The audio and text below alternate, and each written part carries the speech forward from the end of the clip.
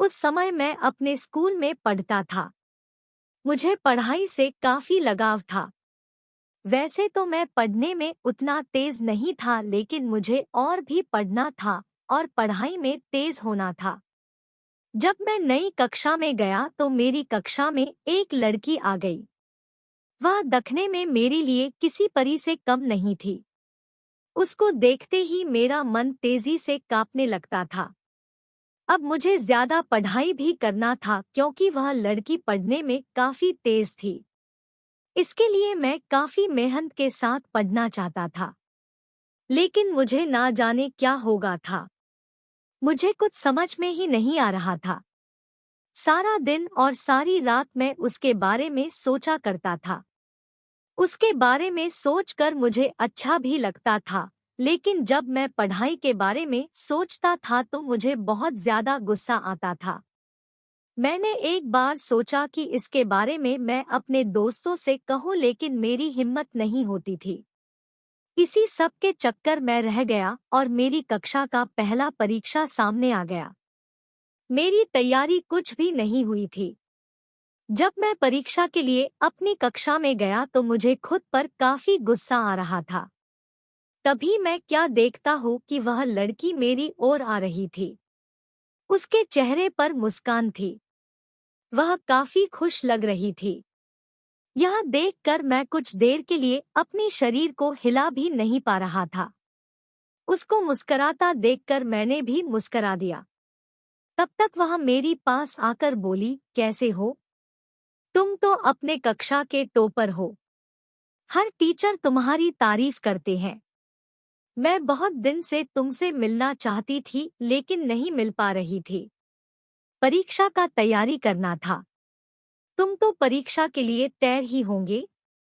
मैंने धीरे से कहा, हाँ हाँ, मैं परीक्षा के लिए तैयार हूँ। इस पर उस लड़की ने कहा, बहुत ही अच्छा। इसके बाद वह आगे अपनी सहेली के पास चली गई। मैं बस देखता रह गया। अब परीक्षा के लिए प्रश्न पत्र मिला। मुझे उस प्रश्न पत्र में कुछ भी समझ नहीं आ रहा था। बस मैं उस लड़की के बारे में सोच रहा था। इसी तरह से परीक्षा का आधा समय बीत गया। तभी मुझे एक आवाज सुनने को मिला। वह आवाज मेरे पीछे से आ रहा था। जब मैं पीछे देखा तो वही लड़की।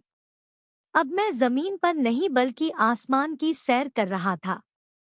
उसने बड़ी ही धीरे से मेरा नाम लेकर कहा, पेपर नहीं देना है क्या? अभी तक तुमने कुछ भी नहीं लिखा है। इस पर मैं कुछ बोलने वाला ही था तो फिर से वह लड़की बोली, अगर पेपर में कोई सवाल नहीं समझ नहीं आ रहा है तो मुझ गवार की मदद ले सकते हो।